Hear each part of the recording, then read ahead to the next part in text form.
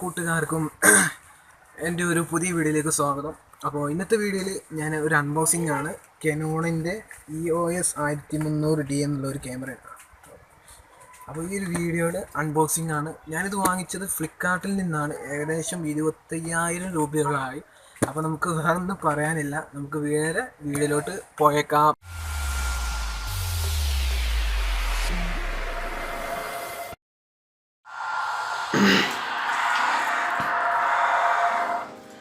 അപ്പോൾ ഇതാണ് ഇതിൻ്റെ ഒരു ബോക്സ് എന്ന് പറയുന്നത്.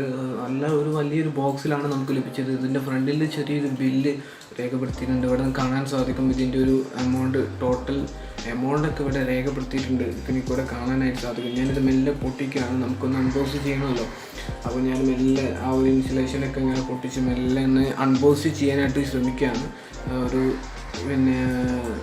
വലിച്ച് നല്ല ജസ്റ്റ് ഒന്ന് അൺബോക്സ് ചെയ്യാണ്. അപ്പോൾ നിങ്ങൾ കാണാനായിട്ട് സാധിക്കും. അപ്പം ഞാൻ മെല്ലെ ഒരു ബോക്സ് തുറക്കുകയാണ്. ഇതിനുള്ളിൽ മറ്റൊരു ബോക്സിലാണ് നമുക്ക് ലഭിക്കുന്നത്.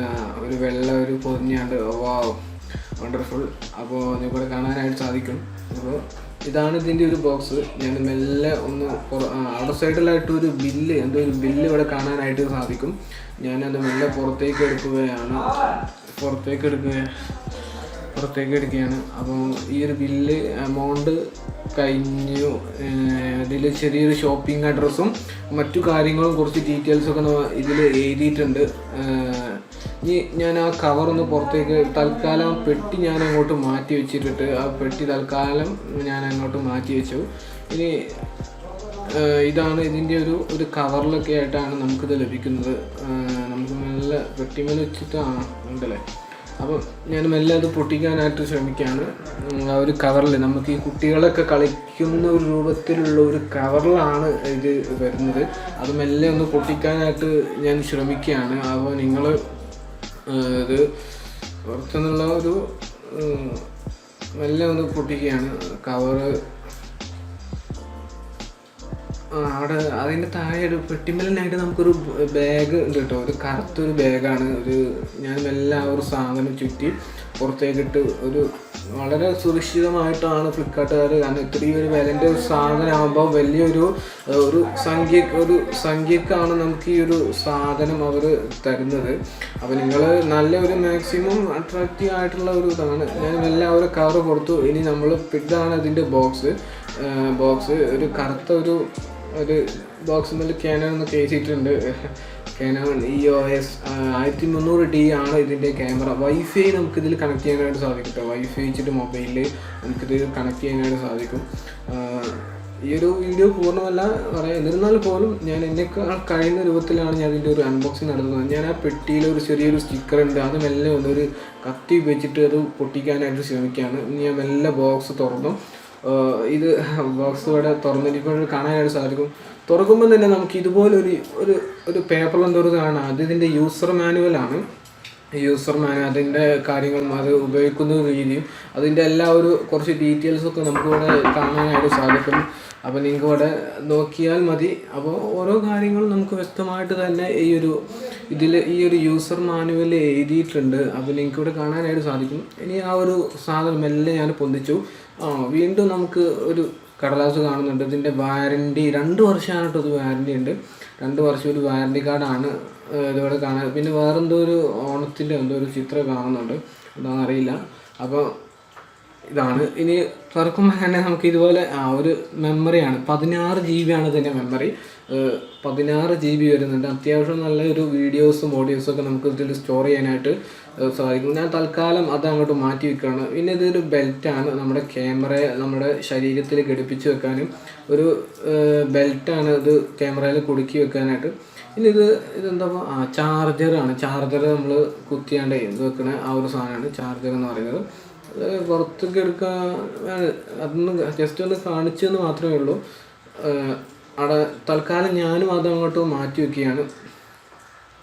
പിന്നെ അതിനുശേഷം അടുത്തൊരു സാധനമാണ് USB കേബിളാണിത്. USB കേബിൾ നമ്മൾ മൊബൈലൊക്കെ ആയിട്ട് കമ്പ്യൂട്ടറൊക്കെ ആയിട്ട് കണക്ട് ചെയ്യാനായിട്ട് സാധിക്കുന്ന ഒരു കേബിൾ തന്നെയാണ് USB കേബിൾ. അത് ഞാൻ പൊട്ടിക്കുന്നില്ല, തൽക്കാലം അതും അങ്ങോട്ട് മാറ്റി വെച്ചു. ഇനി അടുത്തത് അതിൻ്റെ ബാറ്ററിയാണ് കേട്ടോ. ഇതിൻ്റെ ബാറ്ററിയാണ്. പ്രത്യേകം ഓരോരോ കവറിലൊക്കെ ആയിട്ട് നമുക്ക് ലഭിക്കുന്നത്. പിന്നെ ശേഷം ബാറ്ററി ചാർജ് ചെയ്യാനായിട്ട് ഉപയോഗിക്കുന്നതാണ്. ഇവിടെ ആ ഒരു ഇടയിൽ ബാറ്ററി വെച്ചിട്ടാണ് നമ്മൾ ചാർജ് ചെയ്യാനായിട്ട് ശ്രമിക്കുക. അതും ഞാൻ തൽക്കാലം അങ്ങോട്ട് മാറ്റി വെച്ചിരിക്കുകയാണ്. ഇനി ഇതിൻ്റെ ലെൻസാണ് കേട്ടോ. ഇത് വളരെ ഇമ്പോർട്ടൻ്റ് ആയിട്ടുള്ള കാര്യമാണ്. ഈ ലെൻസൊക്കെ എടുക്കുമ്പോൾ വളരെ ശ്രദ്ധിക്കണം, അത് പൊട്ടിയാൽ പോയി. കാരണം ഈ ഒരു ലെൻസിനാണ് ഇതിൻ്റെ വില വരുന്നത്. കാരണം നല്ലതാണ്. കാരണം അത് കയ്യിൽ നിന്ന് വീണാൽ പിന്നെ പോയി, അതിൻ്റെ കഥ കഴിഞ്ഞു എന്ന് പറഞ്ഞാൽ മതി. രണ്ട് ഭാഗത്തും ഓരോ മൂടിയൊക്കെ ഉണ്ട്. അതിൻ്റെ ലെൻസൊക്കെ കയ്യിൽ നിന്ന് വീണാതെ ക്ഷമിക്കട്ടോ. ഇനി നമുക്ക് നമ്മുടെ ബോഡി എടുക്കാം, നമ്മുടെ ഒറിജിനൽ. അത് എല്ലാം കവർന്ന് എടുത്ത് ഞാൻ എടുക്കാനായിട്ട് ശ്രമിക്കുകയാണ്. അതിന് ബോഡി എടുത്ത് ഞാൻ ഇത് മെല്ലെ ബോഡി അതിൽ നിന്ന് സാധനം എടുത്ത് വണ്ടർഫുൾ ഗ്രീറ്റ് ബോഡി നല്ല ഫ്രഷ് സാധനം കേട്ടോ, ഒരു കുഴപ്പമില്ല. ചില ആൾക്കാർ ഈ ഫ്ലിപ്കാർട്ടിൽ നിന്ന് വാങ്ങുന്നതൊക്കെ അവർ പറ്റിക്കാം, അങ്ങനെയൊന്നും എനിക്ക് തോന്നിയിട്ടില്ല. അപ്പോൾ ഇതാണ് നമ്മുടെ ബോഡി. അപ്പോൾ നിങ്ങൾക്ക് ഇവിടെ കാണാനായിട്ട് സാധിക്കും. അപ്പോൾ നല്ല ഒരു പുതിയ അതിൻ്റെ മാതിരിയൊക്കെ നമുക്ക് ഫീൽ ചെയ്തിട്ടുണ്ട്. ഇനി നമുക്ക് എല്ലാ ബാറ്ററി ഒന്ന് നമുക്ക് അതിലേക്കൊന്ന് ഘടിപ്പിച്ചൊക്കെ ഇട്ട് നോക്കാം. കാരണം നമുക്ക് ഓണമൊക്കെ നോക്കണമല്ലോ, വർക്ക് ചെയ്യണ്ടെന്നൊക്കെ അറിയണം.